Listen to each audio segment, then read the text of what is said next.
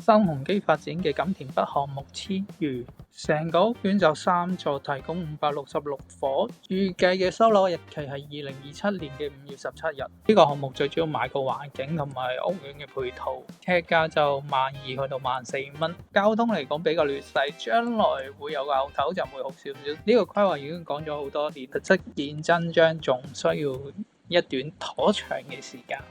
去元朗搭屯馬線，搭3站就去到興建中嘅洪水橋廈村發展區。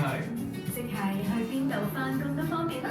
391尺開放式兩房，呢度入門就有個鞋櫃，然後呢個凹位就整咗一個 box 嘅雪櫃，轉入嚟就一個長形嘅廳，OK 嘅配置晒。然後露台門就用趟門啦，有個隔音玻璃，應該係近馬路嘅原因。咁呢度有個3合1嘅露台，空間幾大，上面可以擺個台啦。咁冷氣機整得方便啲。轉入嚟你可以睇清個廳，都幾長身，同埋佢配置上 OK 嘅，一個 L 型嘅開放式廚房啦，櫃台都 OK，所有嘢都實用為主。咁用電磁爐啦，洗手盤啦。咁呢邊就有個大眼仔，上面就有啲儲物空間，感覺上 OK。然後轉入嚟就係睡房區，咁2米乘2米啦。咁你可以見到個窗唔係落地窗嚟嘅，同埋佢都有個隔音玻璃。然後呢邊就一個浴室，一個好企理嘅配置啦。咁都係新鴻基一貫嘅作風嚟嘅。鏡櫃都好實用，然後呢度就係一個沙發啦，然後有窗嘅。呢邊就主人房，2米乘3米，都夠大嘅。咁張床正常就拍呢邊，然後就都係大窗嘅。呢個就係裝修版本嘅391尺。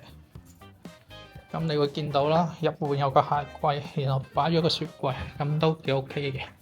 再轉入嚟就一個長形嘅廳，樓底就3.15左右啦，一個圓形嘅台。